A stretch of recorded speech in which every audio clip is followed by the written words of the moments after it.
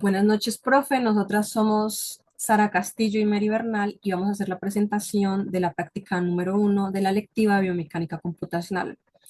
Para esto, inicialmente decidimos descargar un dataset tipo DICOM en el que se puede ver toda la extremidad inferior izquierda de una persona.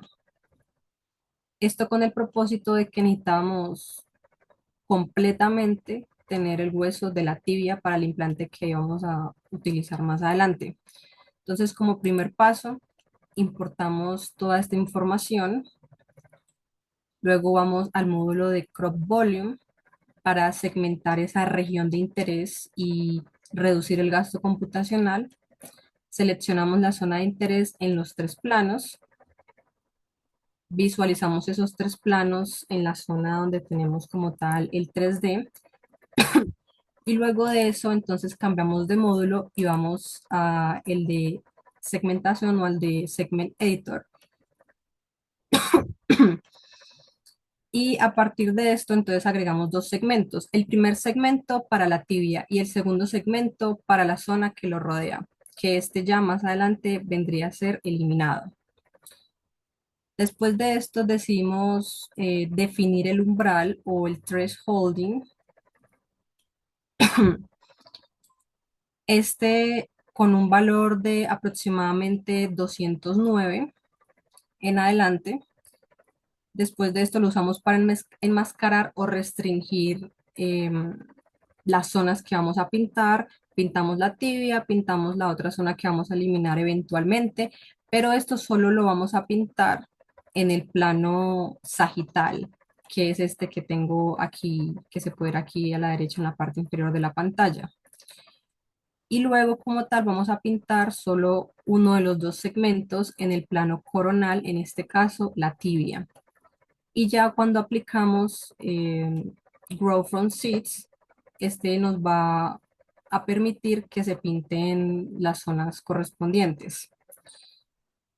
Después de eso, inicializamos y mostramos en el 3D para ver cómo nos quedaron cada una de las zonas y vamos borrando, vamos volviendo a pintar pues, con estas funcionalidades que tiene Slicer, Paint acá o borrar y cada una de las zonas. Entonces, para facilitar eso, acercamos la zona, vamos cambiando cada uno de los cortes, precisamos que los colores no se entrecrucen entre sí mismos.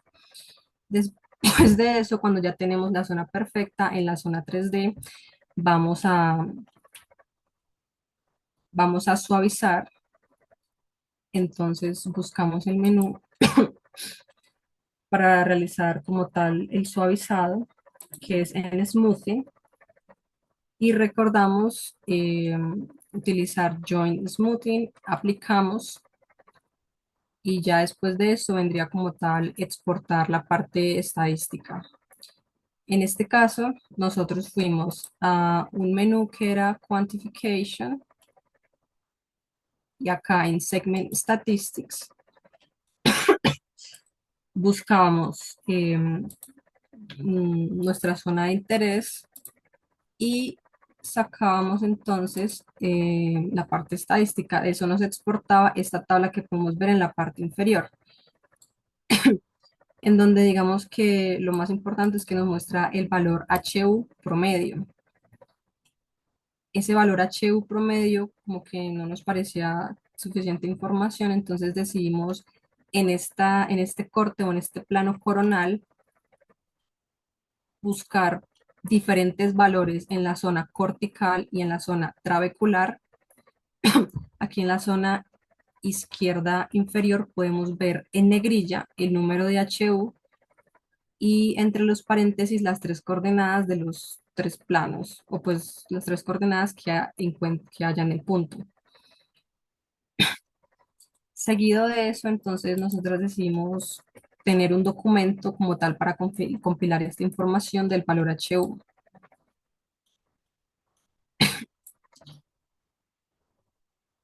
Acá entonces tenemos los datos de importancia, valor HU, la zona del hueso del que fueron extraídas, entonces la zona trabecular proximal, la zona cortical y la zona trabecular distal. Y acá podemos ver entonces las imágenes de cuando se estaba seleccionando cada uno de esos valores para mayor claridad. E igualmente las coordenadas de los puntos que estábamos seleccionando. A cada valor HU le calculamos la densidad y a partir de esa densidad calculamos el módulo de Young. Podemos ver que tenemos valores muy grandes que rondan, digamos, desde los 3000 hasta los 5000 megapascales y que las densidades van rondando de 0,8 hasta 1,5 aproximadamente. Para los cálculos utilizamos entonces estas fórmulas que encontramos acá, únicamente reemplazando en ellas. Aquí tenemos entonces un ejemplo de uno de esos valores que nos dio HU, 114. Multiplicamos, sumamos y este valor de densidad lo utilizamos para calcular el módulo de Young. Pasado esto, fuimos a comparar con la literatura. En esta primera imagen tenemos que PT es el hueso de la tibia de forma proximal y ellos encontraron un valor de 116 aproximadamente con un desfase del 58 del valor HU. E igualmente en esta segunda imagen, ya las personas como tal que hicieron este estudio, que lo desarrollaron, decidieron hacer una clasificación incluso más grande por sexo, edad y valor de HU. Entonces, para las personas menores de 60 años, podemos ver unos valores de HU. Em, ya les voy a decir aquí que tengo anotado en qué valores rondan más o menos, que aproximadamente van desde menos 288 hasta el valor de 7. Entonces, cuando nosotros nos ponemos a comparar esos valores de la literatura con los valores que nos dieron, podemos ver que en- podemos diferenciar entre el hueso cortical y el hueso trabecular, ya que el hueso cortical presenta una mayor rigidez. ¿Esto por qué? Porque los valores que nos dieron tanto de densidad como de módulo de Young son significativamente más grandes. Aquí vemos valores de 4300 megapascales hasta 10.675 megapascales en comparación con lo que nos daba en el hueso trabecular, que son valores significativamente pequeños. Esto hace alusión como tal a la mayor rigidez y esa capacidad de soportar cargas que tiene el hueso cortical y a una, pues que el hueso trabecular es más esponjoso y que eso le permite absorber impactos y que se distribuyan esas fuerzas dentro del esqueleto.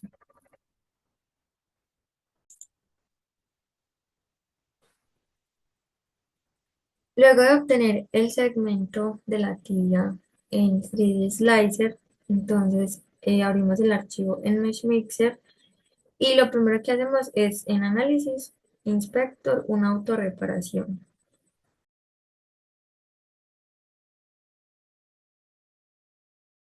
Seguido de ello, entonces utilizamos los comandos S, X, S, F para hacer huecos y rellenar. Inicialmente la tibia, pues vino como con dos mayores dificultades que fueron huecos en la región proximal y distal.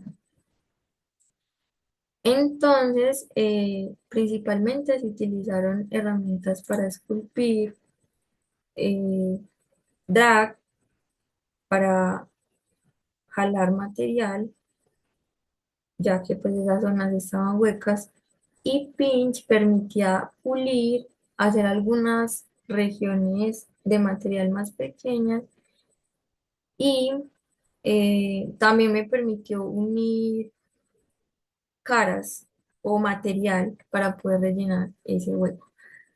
Se utilizaron también herramientas de dibujo y para suavizado.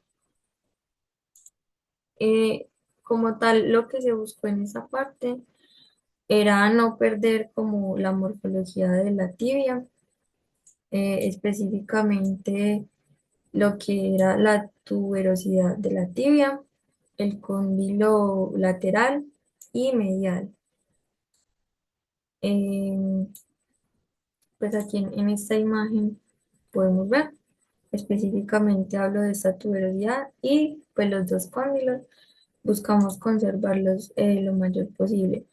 Luego, entonces exportamos este archivo como STL, bueno, específicamente como objeto, y lo importamos en MeshLab para hacer un remallado, porque como tal nos dice que este objeto tiene 665.497 vértices o caras, y esto pues va a acarrear un gran costo computacional. Entonces vamos a filtros, a remallado, simplificación y reconstrucción, y utilizamos específicamente esta opción.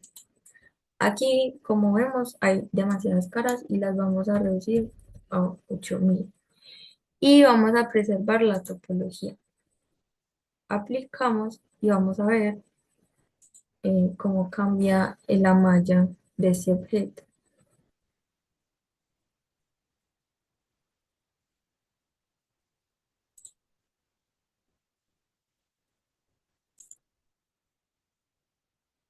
Listo, cerramos y vemos que pues los triángulos son más grandes porque son menos, pero esto va a ser un beneficio posteriormente en Fusion cuando se tenga que procesar la tibia, ya que tantos vértices va a hacer que de pronto el programa no sea capaz de realizar ciertas funciones. Como tal, este es el hueso o el objeto que vamos a utilizar en Fusion para asignarle pues el implante.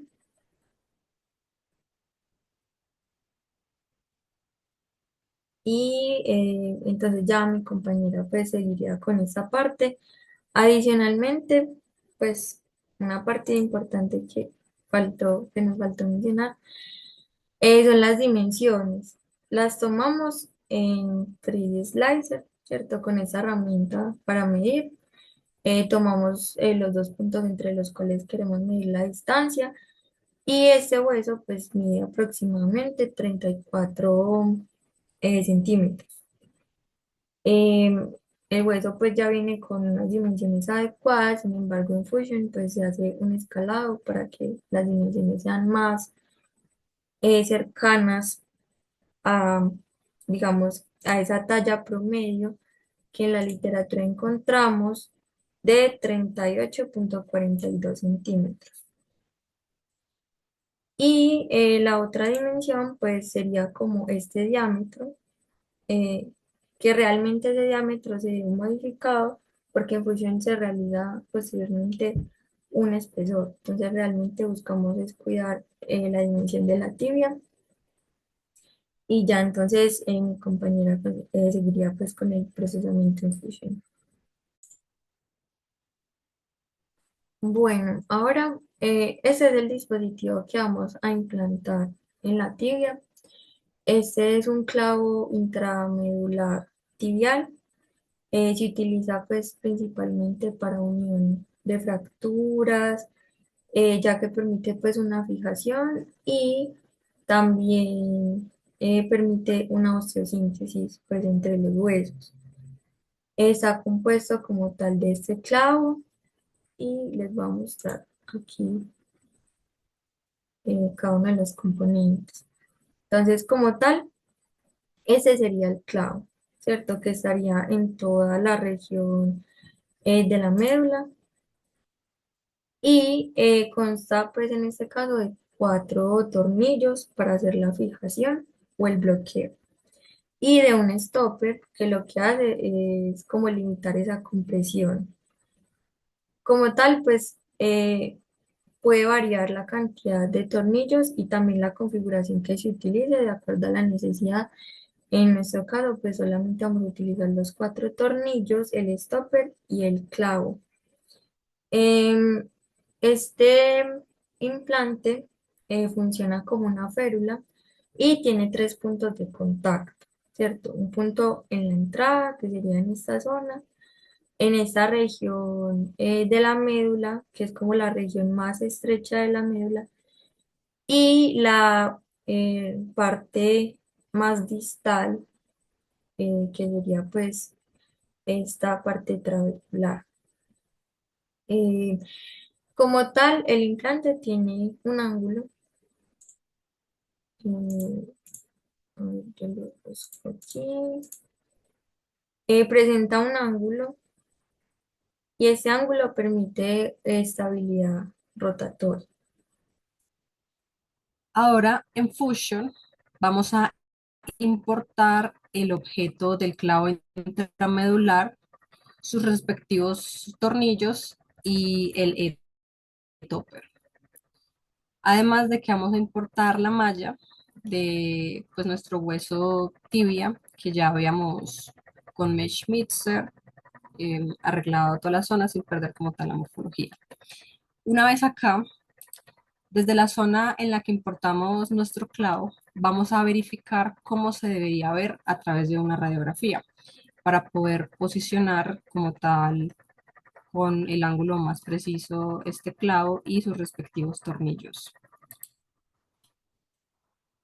Entonces generamos diferentes planos, planos que atraviesen nuestro hueso, planos con offset hasta que encontramos el ángulo ideal. Y después de que hemos encontrado ese ángulo ideal y que hemos logrado poner el implante dentro del hueso, vamos a convertir esta malla del hueso en objeto. Listo.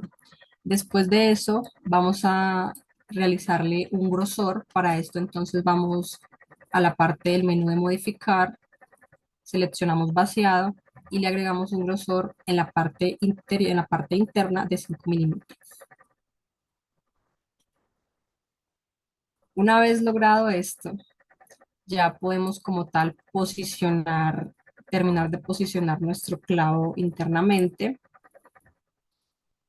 y empezamos a realizar el ensamble de cada uno de los tornillos.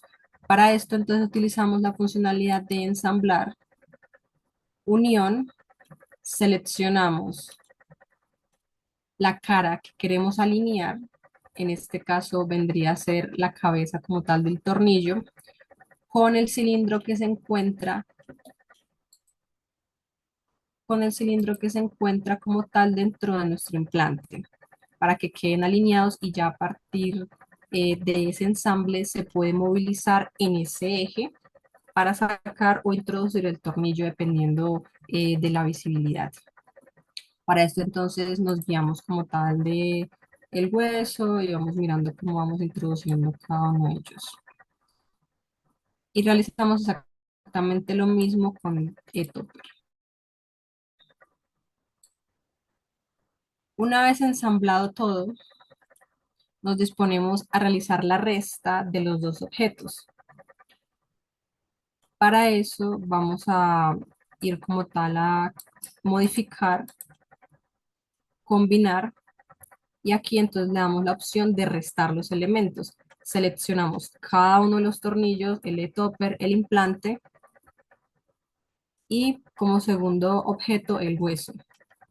Una vez realizada esta resta, vamos a realizar entonces el escalado para verificar que el hueso tenga la longitud del hueso de la tibia de un adulto promedio.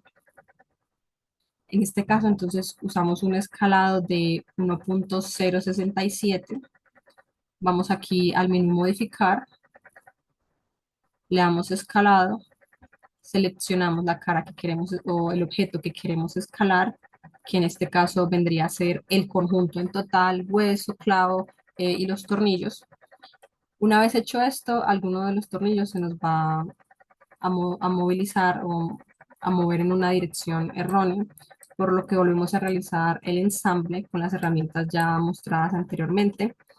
Y finalmente queremos darle como un color, entonces vamos a diseño y seleccionamos un color, un blanco un poquito marfil para el hueso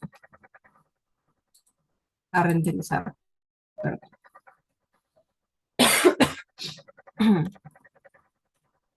Y listo, este vendría a ser nuestro resultado, entonces lo voy a mostrar en todas las caras. Y si digamos que escondemos el hueso, entonces se va a ver como tal el implante.